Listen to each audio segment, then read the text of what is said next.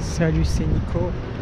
Alors je vais vous parler en fait du vrai coup du voyage. Alors vrai coup du voyage en fait ça veut dire quoi? Ça veut dire que vous pouvez aller dans un endroit, vous pouvez aller dans un il y a pas mal de vent, vous pouvez aller dans un pays et concrètement vous allez vous dire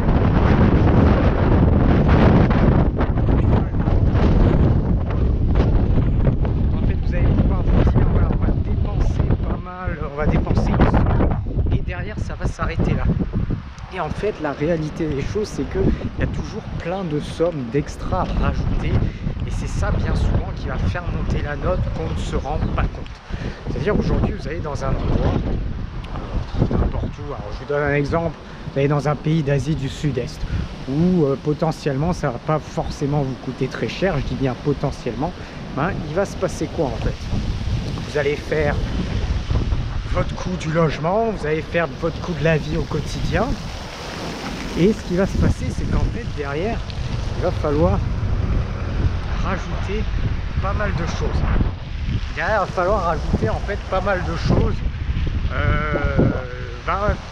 Tout ce qui est vos prélèvements. Prélèvements, carte bleue, prélèvements, abonnement éventuellement portable. Tout ce type de choses-là, va falloir les rajouter. Ensuite, il va falloir rajouter une assurance voyage au minimum. Voilà, une assurance voyage, ça aussi, c'est un coût. Il va falloir que vous rajoutiez, si vous avez un business en ligne, n'importe quoi d'autre, quoi qu'il arrive, il faudra aussi rajouter peut-être des impôts. Et si ce n'est pas des impôts, peut-être aussi des prélèvements, des cotisations sociales. Voilà. Donc on va être finalement sur pas mal de choses à rajouter. Alors je vais vous donner un exemple concret. Vous avez par exemple dans un endroit qui n'est pas forcément très cher et puis vous avez un logement qui va vous coûter admettons 350 euros 350 euros par exemple. Voilà, 350 euros. Donc on est dans un endroit pas très cher au mois. Derrière vous faites quelque chose qui va vous coûter une quinzaine d'euros par jour en termes de coût de la vie. Vous multipliez par 30, ça vous fait 450 euros. Vous allez être à 450 euros. Vous avez rajouté 450 euros et 350 euros et vous êtes à 800 euros. 800 euros. Là, vous pouvez vous dire, ah bah chouette, j'ai mon coût de la vie, il est à 800 euros. Donc c'est fait, donc je suis bien, c'est pas très cher et je suis tranquille. Sauf que derrière, en fait, il y a plein d'extras à rajouter. Et voilà, quand vous allez rajouter ces extras, ça va très vite monter. Enfin, très vite, non, mais ça va monter. Voilà, ça va monter, donc il va falloir rajouter derrière. Je vous donne un exemple. Qu'est-ce qu'il va falloir rajouter? Il va falloir rajouter votre assurance voyage. Il en faut, quoi qu'il arrive. Parce que si vous arrive quelque chose à l'étranger, vous êtes mal barré, donc il en faut. Alors quand on est jeune, ça va aller autour de 50-60 euros le mois. Allez, même des fois, ça peut être une cinquantaine d'euros, on va arrondir. Puis au fur et à mesure, ça va être un petit peu plus élevé. Donc vous avez ça à rajouter. Ensuite, vous avez tous vos prélèvements. Vos prélèvements, un prélèvement de votre carte bleue, prélèvement d'un abonnement portable. Même si vous êtes à l'étranger, vous pouvez toujours garder un abonnement portable en France. Alors ça reste des petites sommes, mais malgré tout, il faut les cumuler. Si vous avez 5 euros du téléphone, 10 euros de la carte, 10 euros éventuellement d'une autre carte, mine de rien, il faut quand même les cumuler. Ensuite, vous allez avoir quoi? Vous pouvez avoir en fait tous vos prélèvements. Si vous avez par exemple un petit business en ligne, vous pouvez avoir plein de petits prélèvements. C'est-à-dire vous pouvez avoir 10 euros pour stocker vos trucs sur Dropbox, vous pouvez avoir 40 euros pour héberger par exemple des formations, vous pouvez avoir, moi par exemple ce que j'ai, des logiciels de design,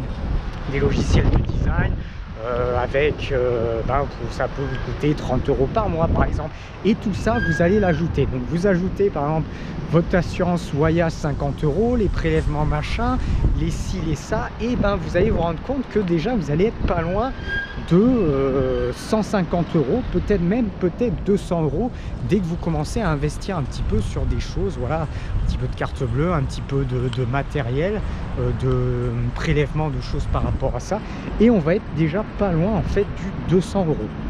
Voilà, on va pas être loin du 200 euros. Alors si vraiment on est sur quelque chose de basique, on va travailler, allez, on peut être sur du, allez, on va dire 100-150 euros si vraiment on n'a pas grand chose, mais très vite on peut être sur 200 €. Donc déjà ça c'est quelque chose d'obligatoire qu'il va falloir rajouter. En plus de rajouter ça, ben, va falloir rajouter quoi? Là je vous parle, il n'y a pas d'impôt, il n'y a pas de cotisation sociale. Donc si vous travaillez quelque part, il faudra quand même payer des impôts. Alors ça dépend des endroits, ça dépend des endroits. Et même si ça dépend des endroits, en fait, j'ai envie de dire, ça dépend aussi de la somme. Mais on peut être amené à payer des impôts. Voilà. Donc là encore, si demain vous faites amener, ben, va falloir sortir quelque chose en plus. Si vous avez des cotisations à payer, cotisation sociale, va falloir sortir encore quelque chose. Voilà. Et en plus de ça, il va falloir rajouter quoi? Il va falloir rajouter aussi le transport. Le transport, ça veut dire que, alors ça dépend comment on voyage, mais si par exemple vous voyagez, vous allez un mois dans un endroit, un mois dans un autre, comme ce que je fais normalement assez régulièrement, ben, moi je suis obligé dans mon budget moyen de compter un billet d'avion ou un billet d'autre chose, mais dans mon budget moyen je suis obligé de compter au moins entre peut-être 100 €, 150, 200 € par rapport au transport sur un mois. Donc vous voyez, si vous rajoutez ça, vous êtes dans votre endroit où par exemple vous dépensez 800 € par mois, vous dites chouette, ben vous allez rajouter derrière un billet de 200 € pour par exemple des prélèvements. Derrière vous allez rajouter peut-être 150 € pour vous déplacer d'un pays à l'autre. Et puis derrière peut-être voilà, des impôts pour quelque chose, je sais pas, peut-être 100, 150 €. Donc vous voyez, vous rajoutez 200, vous rajoutez 150, encore peut-être 100. Et puis grosso modo, vous vous retrouvez en fait, au lieu de payer 800 € comme sur la base, il n'y a rien de plus, ben, vous allez être sur un peu 1200 €, peut-être 1300 €, voilà. Et c'est pour ça qu'il faut faire attention à ça. C'est pour ça qu'il faut faire attention à ça, voilà, ça c'est la réalité. Donc même si vous allez en fait dans un pays qui peut être low cost, ben derrière il faut rajouter les prélèvements, les ci, les ça. Et c'est un petit peu en fait le problème en fait quand on vient de pays riches, c'est que vous avez des prélèvements tout le temps. Voilà, vous allez toujours trouver des prélèvements à droite, à gauche. Alors je dis, il y a du bon, il y a quand même du bon.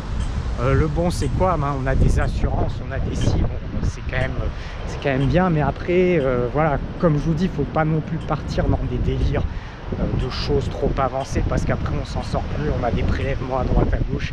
Il faut faire attention, à ça. Comme je vous dis, voilà, ça monte sur un coup de la vie où vous étiez pour rajouter les autres choses, vous allez passer à 200 €, voilà ce qu'il va vous falloir. Il faut quand même faire attention.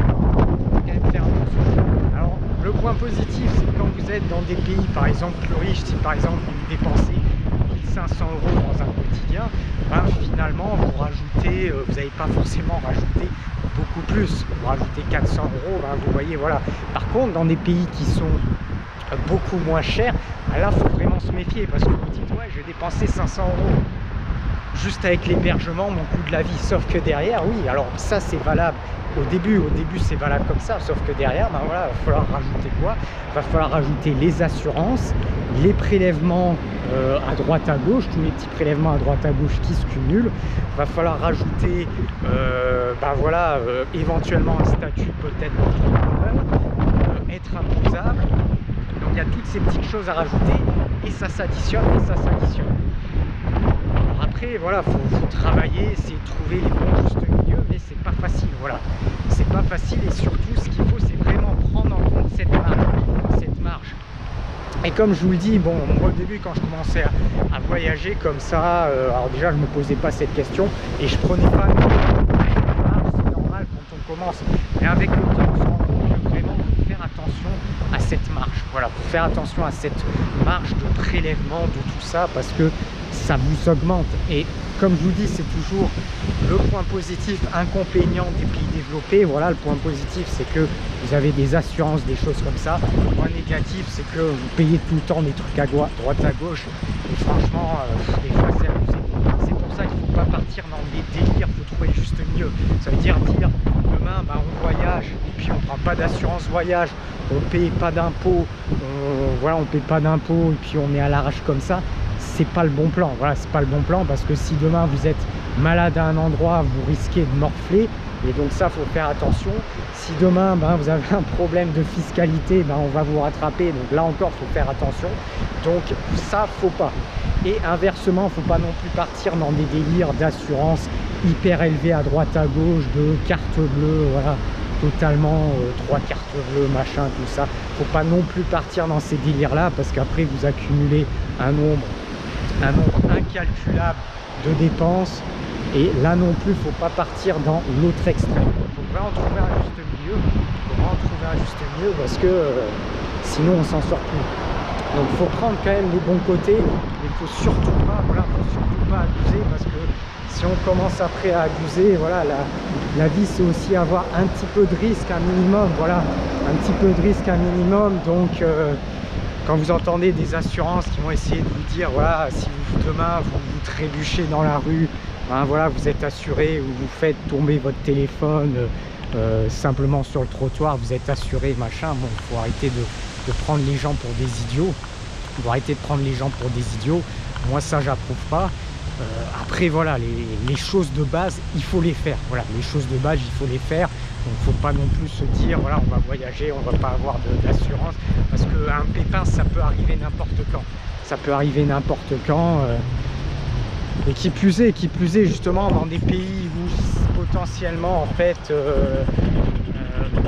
voilà, je reprends l'exemple de l'Asie du Sud-Est, si jamais vous êtes sur la route et vous arrive un pépin, ce qui peut arriver, voilà, si vous n'êtes pas assuré, vous êtes mal barré. Donc il faut faire attention à ça. Voilà. Il faut faire attention à ça. Alors, il y a pas mal de vent aujourd'hui. Donc voilà, je vais faire une petite vidéo, petit point par rapport à ça. Faut vraiment se méfier, parce que quand on rajoute tout, l'addition finalement ça monte. Alors bon, après vous pouvez quand même vous faire des choses structurées, vous pouvez quand même vous faire des choses structurées en budget, ça, il n'y a pas de souci, mais il faut faire attention à ça. Voilà, faut faire attention à ça. Voilà. C'est assez agité, il y a pas mal de vent aujourd'hui, ça permet toujours d'avoir cette petite vue, voilà, petite vue sympa.